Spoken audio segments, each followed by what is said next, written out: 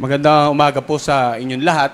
So ito po yung minomonitor nating low pressure since yesterday at kaninang umaga ay nasa loob na ito ng ating area of responsibility at ganap na naging bagyo kaya binigyan po natin ng local name na Wilma. So dito po sa latest satellite image natin, makikita po natin malayo pa or hindi naman totally sobrang layo pero offshore pa rin yung tinatayang sentro ng tropical depression na si Wilma. At kanina nga alas 10 ng umaga, ito ay tinatayang nasa layang 625 kilometers ang layo, silangan ng Katarman, Northern Samar. Lakas ng hangin, umaabot ng hanggang 45 kilometers per hour, malapit sa gitna nito. Ang pagbugso naman, naabot ng hanggang 55 kilometers per hour.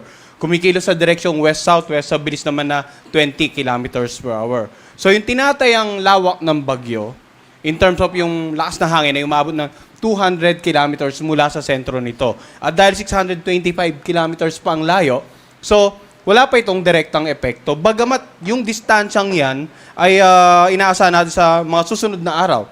Posibleng ang tumawid ng Visayas Southern Luzon area itong tropical depression na si Wilma. Kaya't ngayon pa lamang po, nagtaas na tayo ng Tropical Cyclone Wind Signal number 1 dito po sa mga lalawigan na naka-highlight ng light blue. Ito nga yung Northern Samar, Eastern Samar, Biliran, Leyte, Southern Leyte, Surigao del Norte, kasama yung Siargao at Bukas Grande Island at ang Dinagat Island. So, the first time na tinaas natin yung wind signal number 1, ngayong umaga, hindi po ibig sabihin na agad-agad ay dapat ramdam na natin agad yung epekto. No? Yung tinatawag po natin na lead time. Ang signal number 1, usually dapat po may in at least 36 hours pa bago natin maramdaman yung lakas ng hangin na mula 31 hanggang or 39 hanggang 61 kilometers per hour sa inyong lugar.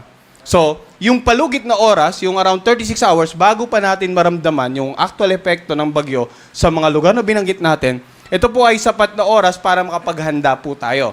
Meron po tayong time para patuloy na makipag-ugnayan yung mga kababayan natin dito sa mga nabanggit nating lalawigan, makipag-ugnayan sa kanilang LGU, makipag-ugnayan sa kanilang local DR officials para po sa mga disaster preparedness and mitigation measures. Hindi lang po yung mga kababayan natin dito sa inland areas, no, maging yung naninirahan po sa mga coastal areas nitong mga nabanggit nating lalawigan. So bukod po sa bagyong si Wilma, umiral din po ang amihan sa ilang bahagi ng ating bansa. No? So kanina pinag-usapan natin, ang wind signal ay patungkol sa lakas ng hangin na maaaring yung maramdaman sa inyong lugar dahil sa paparating na bagyo. Yung babanggitin naman natin ngayon yung mga pagbugso ng hangin dahil bukod sa bagyo, may umiiral tayong amihan ngayong araw sa Ilocos Region, Cordillera Administrative Region, sa Cagayan Valley, sa lalawigan ng Aurora, Bataan, Calabarzon, Mindoro Provinces, Romblon, Marinduque, Bicol Region at Visayas or sa natitirang bahagi ng Visayas na walang wind signal, posible rin po makaranas ng paminsan-minsang pagbugso ng hangin dahil sa amihan. Bukas naman, nakararaming bahagi ng Luzon at ng Visayas, samantala sa darating na Sabado, nakararaming bahagi ng Luzon, Visayas, Zamboanga Peninsula at Misamis Occidental. Yung paminsan-minsang pagbugso naman ng hangin, pwede rito magdulot ng katamtaman hanggang sa kuminsan ay maalong karagatan dito po sa mga nabanggit nating lalawigan. So ngayon, tingnan naman po natin ano ang inaasang pagkilos ng tropical depression na si Wilma sa loob ng 3 hanggang 5 araw. Kanina alas 8 ng umaga, ito yung tinatayan nating location, no? Kung babase natin dito sa ating weather map. At bukas nga ng umaga, mapapansin natin ang lokasyon nito, 105 kilometers silangan ng Giwan, Eastern Samar. Kaya binabanggit ko po kanina, malayo pa, may sapat pa tayong panahon, oras para makapaghanda.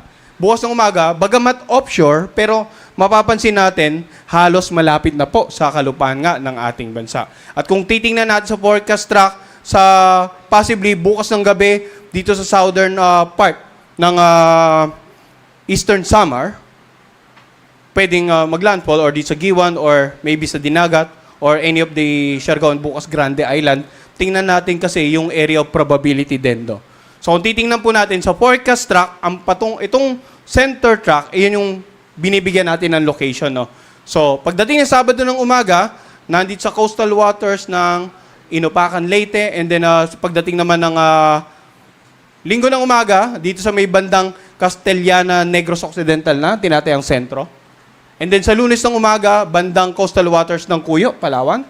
And then sa darating na Martes ng umaga, nandito na siya sa may bandang northwest, 125 kilometers northwest ng Puerto Princesa City, Palawan.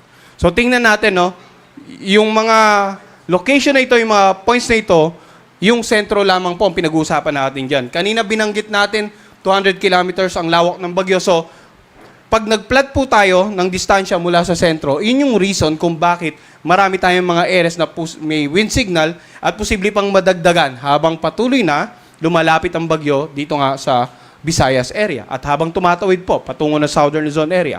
So, ito yung center track. Tingnan din po natin area probability. Sino ang dapat maghanda sa potential landfall, Eastern Visayas, at maging itong northern part ng Caraga.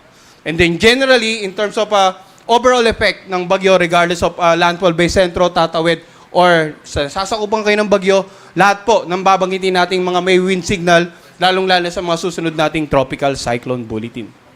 In terms of intensity, sa ngayon, inaasahan natin na posibleng tropical depression intensity habang tinatawid ang landmass or ang central part ng ating bansa.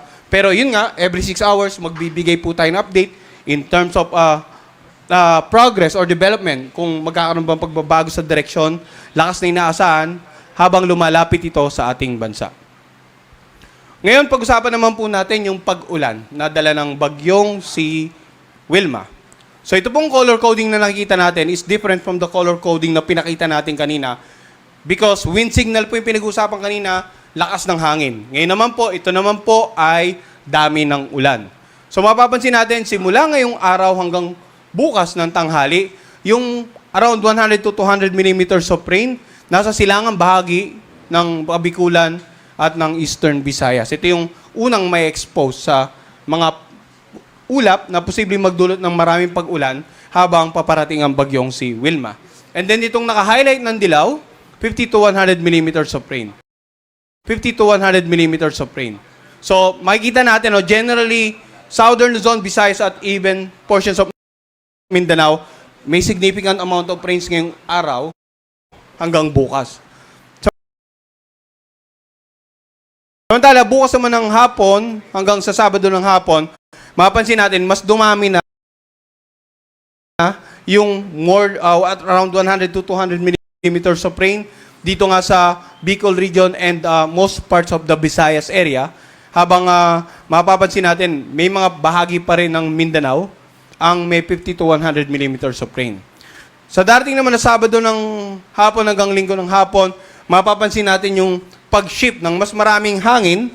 Simula po kanina the last 2 days na mula sa silangan, gitnang bahagi, ngayon nasa kanlurang bahagi na ng Visayas area, mas maraming pag-ulan.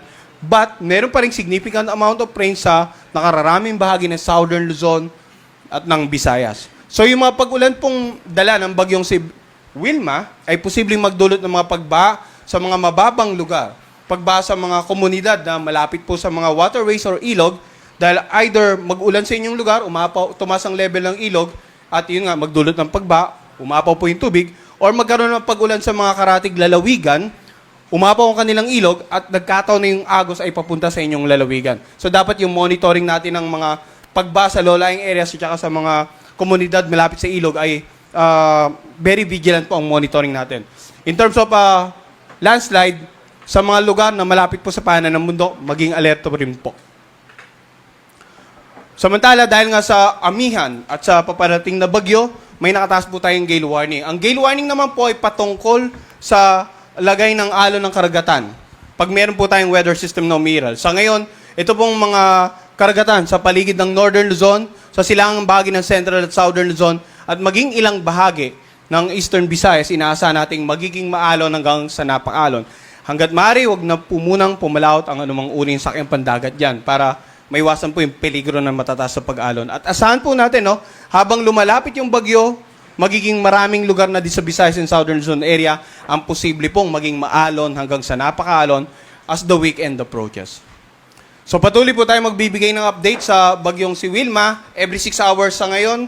Ang susunod po natin ay mamaya ng mga alas 5 na hapon. Yan po muna latest mula dito sa Pag-asa.